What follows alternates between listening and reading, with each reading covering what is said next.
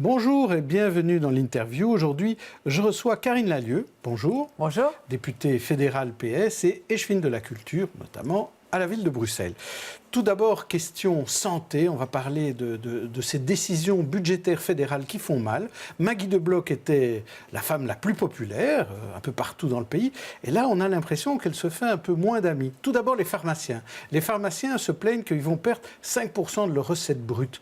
Est-ce que c'est vrai que les décisions de Maggie de Bloch et de ce gouvernement fédéral vont faire mal aux pharmaciens ? Elles ne vont pas seulement faire mal aux pharmaciens, elles vont faire mal aux pharmaciens, aux médecins, aux hôpitaux, mais surtout aux patients. Quand on augmente le prix des antibiotiques.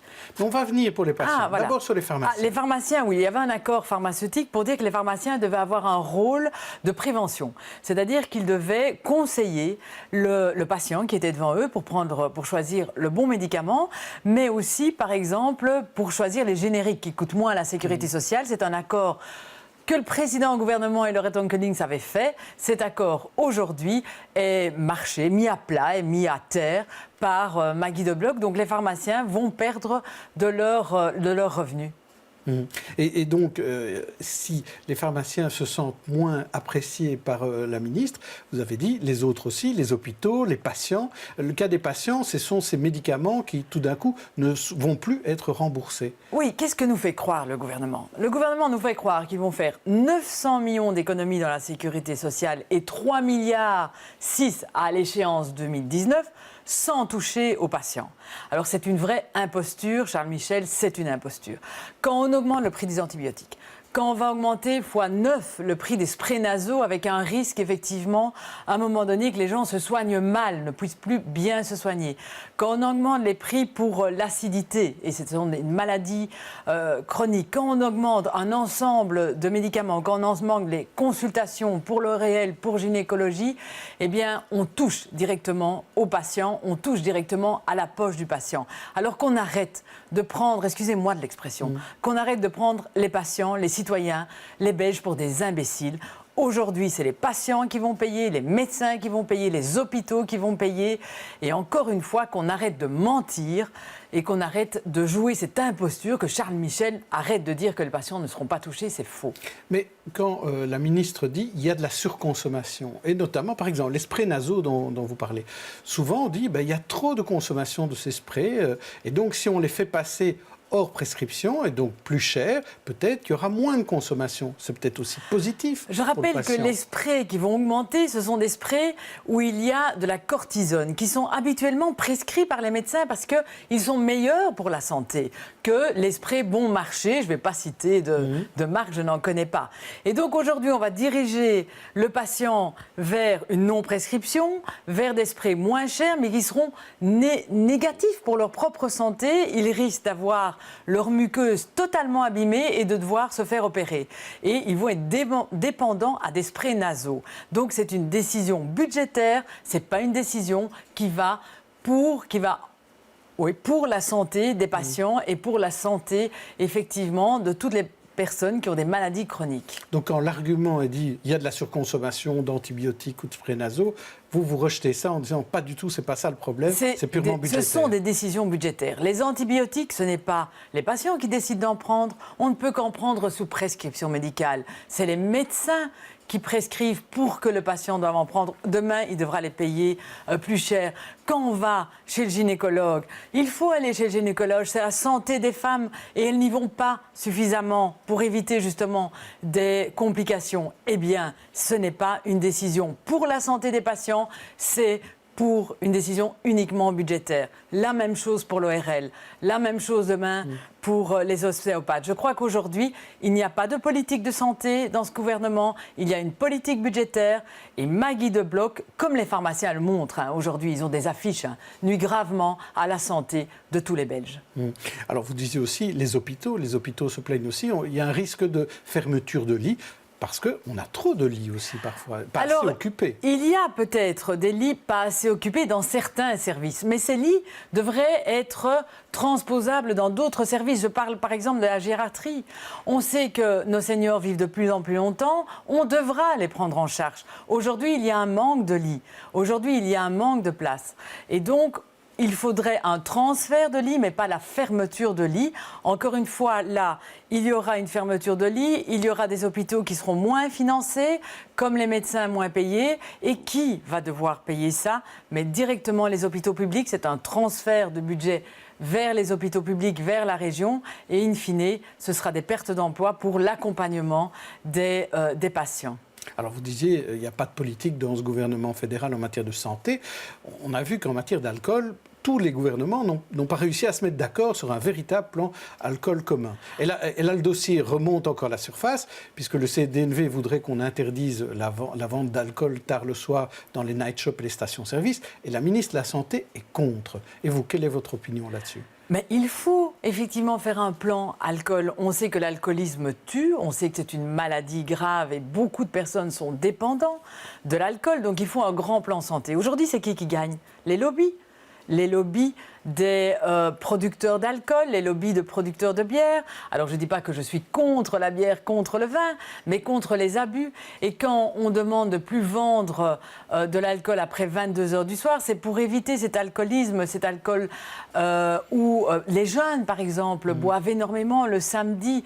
Et donc, c'est là vous êtes pour où cette interdiction. Je suis pour l'interdiction et on voit les lobbies qui sont en marche. C'est les lobbies des alcools, les lobbies des multinationales, les lobbies du capital qui font à un moment donné que ce gouvernement fait payer toujours les mêmes, c'est-à-dire les citoyens. Un dernier mot en termes de santé et de sécurité nucléaire. Maggie De Blok avait parlé des pilules d'iode qu'elle allaient être distribuées à tout le monde. Et là, on se rend compte que ces pilules d'iode ne vont pas être distribuées à tout le monde. Et en plus, elles auront du retard. Et pourquoi elles ne vont pas être distribuées? La même chose, pour des raisons budgétaires. On ne pense de nouveau pas à la santé et à la prévention. On sait combien tous les États qui nous entourent, la Hollande, le Luxembourg, l'Allemagne, évidemment, ont peur aujourd'hui de nos centrales nucléaires fissurées.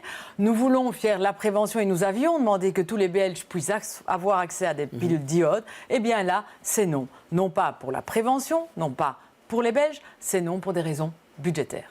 On va quitter ce dossier santé fédéral pour venir à un dossier plus bruxellois, que vous connaissez bien, et vous avez un conseil communal cet après-midi d'ailleurs, et vous allez certainement devoir revenir sur cette fermeture d'Océade qui va couler dans 2 mois, et on se demande ce que Mini-Europe va devenir. D'abord sur Océade, est-ce que vous comprenez pourquoi le patron d'Océade ferme dans 2 mois? Alors nous le regrettons. Nous regrettons que cet homme d'affaires n'a pas répondu d'abord à l'appel d'offres pour pouvoir maintenir Océade au sein de l'espace du C'était possible de garder un parc aquatique? C'était possible. Il pouvait remettre une offre.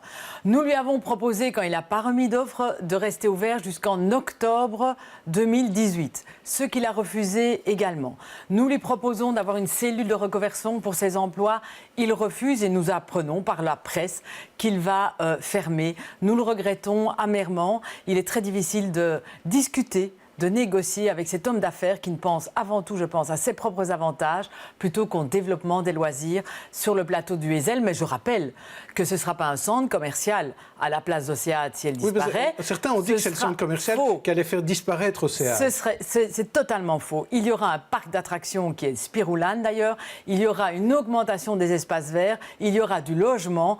Donc là aussi, c'est du mensonge de la part de cet homme d'affaires qui pense, je pense, beaucoup à son portefeuille et peu au développement des loisirs sur le plateau du Heysel. Mais c'est aussi le patron de Mini-Europe. Alors pour Mini-Europe, qu'est-ce qui va se passer? Alors Mini-Europe, là, c'est encore en suspens. Nous ne le savons pas exactement. Nous verrons si les négociations et le dialogue peuvent avancer avec lui ou pas.